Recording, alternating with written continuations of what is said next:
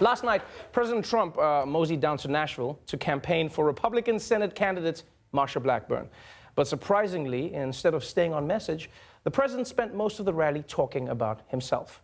He talked about how he plans to beat Hillary Clinton in the 2016 campaign, and he talked about how great he was for minorities, and then he pointed to a black person in the audience.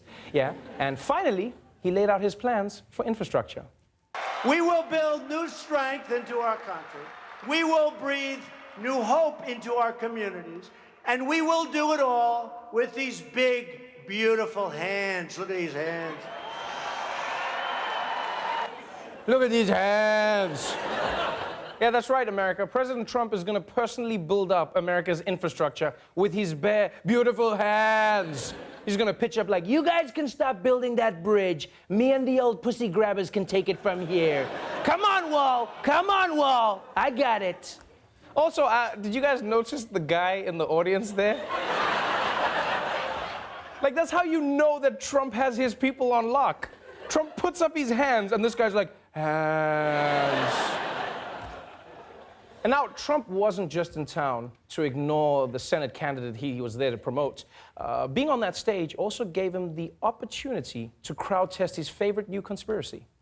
So how do you like the fact they had people infiltrating our campaign? Can you imagine? Can you imagine? Is there anybody in this big, beautiful arena right now that's infiltrating our campaign? Would you please raise your hand? Now, that seems weird, and you can laugh all you want, but that's how the Americans' finale ended tonight. Yeah, Ronald Reagan said, raise your hand if you're a spy, and the Jennings fell for it. Did not see that coming. I did not see that coming.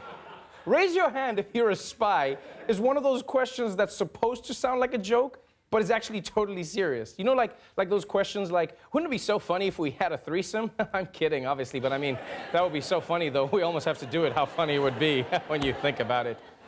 But yes, what Trump is referring to is his claim that the FBI placed a spy in his campaign to help Hillary Clinton win the election, which, like most of Trump's conspiracies, is total bullshit. No evidence at all. What did happen is that the FBI, with good reason, had concerns that Russia was infiltrating Trump's campaign. So it used an informant to try and stop it. If anything, the FBI was trying to protect Donald Trump. Calling that spying is like accusing your doctor of spying on your cancer. What are you doing in there? So Trump knows that the FBI wasn't spying on his campaign. But he also knows that if he keeps saying that they were, Hans guy over here will start to believe that the FBI was out to get Trump from the start, and that the Mueller investigation must just be another plot by the anti-Trump deep state. And you don't have to take my word for it. Over the weekend, the president's attorney, Rudy Giuliani, told CNN that the attacks are part of a political strategy to sway public opinion against the Mueller probe. It is for public opinion because eventually the decision here is going to be impeach, not impeach. Members of Congress, Democrat and Republican, are going to be informed a lot by their constituents. So our jury is as it should be, is the American people. You know, I'm honestly shocked at how upfront Giuliani is about the whole thing. He's just like, yeah, we're trying to manipulate public opinion against the investigation so that Trump doesn't get impeached. Duh. Like, if you're ever pulling off a heist, don't have Rudy on your squad. He'll give it away. Help me, help me. I'm faking a heart attack so that my boys can sneak into the safe. That's what I'm doing. Help me. And thanks to Giuliani, we now understand why Trump has not only been pushing this conspiracy, but also branding it, or at least trying to brand it. According to the Associated Press, Mr. Trump wants to brand the FBI's confidential informant a spy, believing the more nefarious term would resonate more in the media and with the public. The president used some version of the word spy 24 times in 15 tweets over 10 days. We now call it Spygate. You're calling it Spygate. It should be noted that virtually no one is using that term. No, we're not calling it Spygate. Nobody's calling it that because there was no Spygate. Man, Trump is priceless. The media is reporting on him calling it Spygate, and to him, that means they're also calling it Spygate. Like, I wouldn't be shocked if Trump doesn't understand how echoes work. You know, he's probably at the Grand Canyon like, hello, hello. Whoa, that's what I was saying.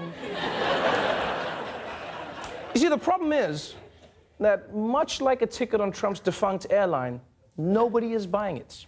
President Trump himself in the Comey memos said, if anyone connected with my campaign was working with Russia, I want you to investigate it. And it sounds to me like that is exactly what the FBI did. The Trump people think that the FBI had an undercover agent who inveigled his way into the campaign. There's no evidence for that whatsoever. President Trump accusing the special counsel and his team of a whole new set of conspiracy theories. The president calls it Spygate. Fox News can confirm it is not. Damn. Even people on Fox News are calling Trump out for this one, which can only mean one of two things. Either there really is nothing at all to Spygate and Trump is just trying to undermine the Mueller investigation, or the deep state FBI has infiltrated Fox News. There's only one way to find out if that happened. If anyone at Fox News is a spy, please raise your hands.